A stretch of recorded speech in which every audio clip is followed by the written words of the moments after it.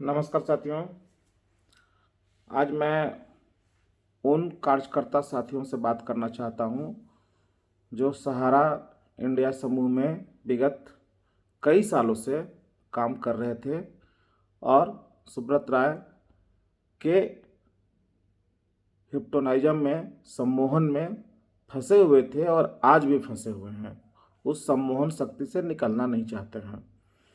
ठीक है, आपने आज लगातार सहारा इंडिया में 25 साल 30 साल से अपनी सेवा दी। उससे अपना जो भी कमाई किए, उससे घर द्वार बाल बच्चा परवरिश किए, सब कुछ किए। लेकिन आज क्या आपको सच्चाई नज़र नहीं आ रही है कि चल क्या रहा है? आज विगत कई सालों से आप कागज पलटी करने का खेल खेल रहे थे। वो खेल तब तक आपका कायम रहा जब तक कि माननीय दिल्ली उच्च न्यायालय ने आपके काम पे रोक नहीं लगा दिया। अगर आज वो नहीं रोक लगाया होता तो आज भी वो काम आप बखूबी करते रहते, भले ही उसके ऊपर में जो कमाया हुआ आपका कमीशन है वो मिले या ना मिले, लेकिन आप जनता को भ्रमित करते रहते। आखिर कितना दिन तक चलेगा इस तरह से? और आज भी आप उसी आशा में बैठे हुए हैं कि हमारा एनआई खुल जाए और हम पुनः फिर से सबका री इन्वेस्टमेंट करा करके 5 साल 10 साल के लिए पैसे को फंसा दें, जो कि अब नहीं होने जा रहा है। क्योंकि इतना लाखों लाख शिकायत चला गया है सीआरसी में, लाखों लाख कंप्लेन चला गया है भारत सरकार के पास में, और माननीय उच्च न्यायालय को ही पता है कि लोग क्या यहाँ किए हैं। तो इससे थोड़ा सा निकले साथियों। ये जो आपके मन में लालच और भय बना हुआ है कि आज हम संस्था से निकल करके बाहर अगर चले जाएंगे और अपने जमाकर्ताओं का भुगतान के लिए लड़ाई लड़ेंगे तो हमारा कमीशन, हमारा फ्यूचर फंड जो भी इस कंपनी में है वो जब्त हो जाएगा। आपका जब्त हो चुका है, आपको आभास नहीं है। आपका फ्यूचर फंड और कमीशन जो भी उनके कंप्यूटर में है वो सब का सब उड़ा चुके हैं। आप केवल झूठी आशा और मन के दिलासा में बैठे हुए हैं, और आपके इस कृत्य से, आपका इस नासमझी से आज कितना नुकसान हो रहा है जिसका आप आकलन नहीं कर पा रहे हैं। आज देश के 13 करोड़ जमाकर्ता और उनका परिवार आज किस हालत में है सब कुछ आप जानते हैं। आपके साथ क्या समस्या बीत रही है वो भी आप जानते हैं, फिर भी आप आगे आना नहीं चाह रहे हैं, केवल एक लालच की वजह से कि आपका फ्यूचर फंड और आपका कमीशन चला जाएगा। आप ये नहीं देख रहे हैं कि आपके जमाकर्ता के हाथों में जो सर्टिफिकेट है वो कितना है, आपके घरों में जो रखा हुआ सर्टिफिकेट है, जो सालों से आप काम कर रहे थे, वो री इन्वेस्टमेंट आपका कमीशन हो गया, आपका इंसेंटिव हो गया, वो सर्टिफिकेट कितना है। अरे हम तो कह रहे हैं कि अब जो लड़ाई लड़ रहे हैं हम लोग भुगतान के लिए, अगर वो नेक काम हो जाए और सारे जमाकर्ताओं का भुगतान हो जाए तो जितने भी कार्यकर्ता साथी हैं वो भी जमा करता हैं, उनके घरों में भी लाखों लाख, कितने के घरों में तो करोड़ों का भी सर्टिफिकेट रखा हुआ है, उनका भी तो धन मिल जाएगा। और भले ही एक कमीशन और ये चला जाए, फ्यूचर फंड चला जाए, और जो आपके घर में जो एफडी का सर्टिफिकेट रखा हुआ है उसका भुगतान हो जाए और आपके जमाकर्ताओं का भुगतान हो जाए, तो आप बाकी की ज़िंदगी सम्मानजनक तरीके से आप जी सकते हैं। आपको न कोई पैसा तगादा करने वाला रहेगा और न आर्थिक तंगी रहेगी।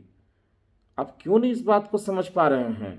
आप क्यों आज लगे हुए हैं सहारा की बात सुनने में कि सहारा कह रहा है कि एम्बार्गो है, सहारा कह रहा है कि सहारा और सेबी का विवाद है।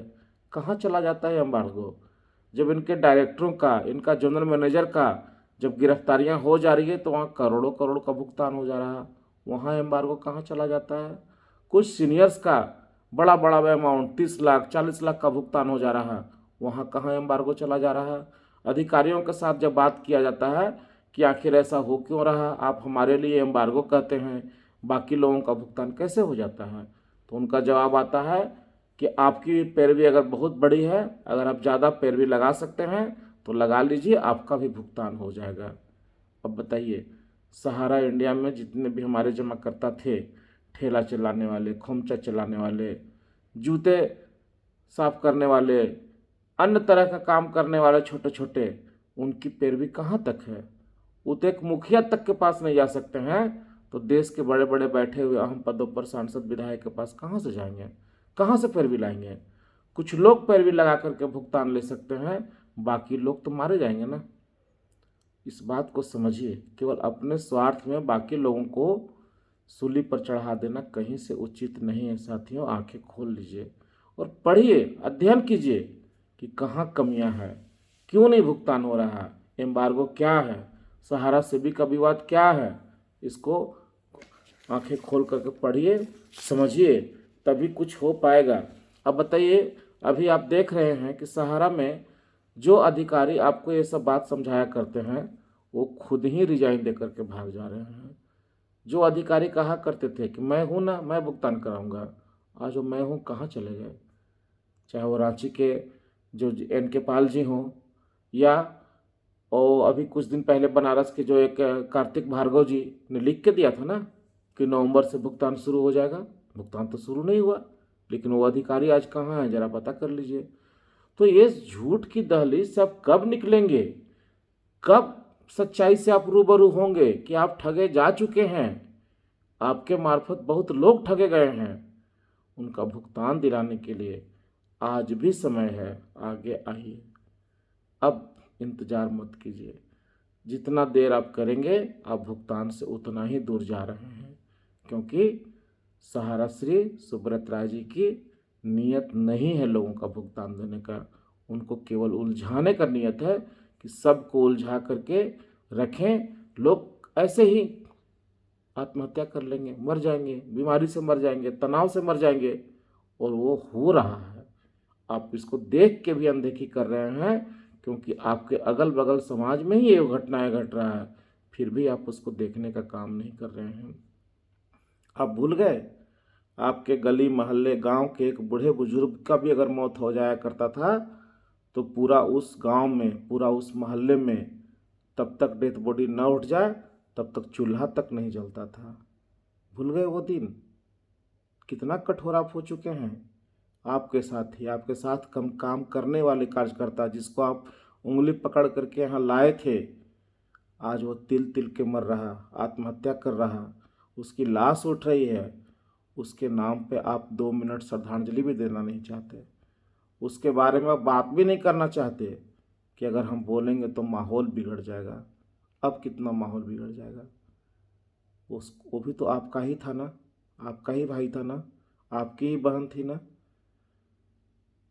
सोचिए, थोड़ा सा मन को ठंडा करके सोचिए कि हम जो कह रहे हैं उसमें कितनी सच्चाई है, और इस भ्रम भ्रांति से निकालिए। और हम तो अभी भी भगवान से कामना कर रहे हैं कि सुब्रत राय को भगवान सद्बुद्धि दे, कि उनको कितना धन चाहिए, कितना धन चाहिए। कोई यहाँ से इस धरती से जाएगा तो लाद के नहीं ले जाएगा, उसके अच्छे कर्म और बुरे कर्म का ही चर्चा यहाँ रह जाएगा। आज भी उनको हम लोग बार बार कह रहे हैं, अपील कर रहे हैं कि दे दीजिए, सबका पैसा दे दीजिए।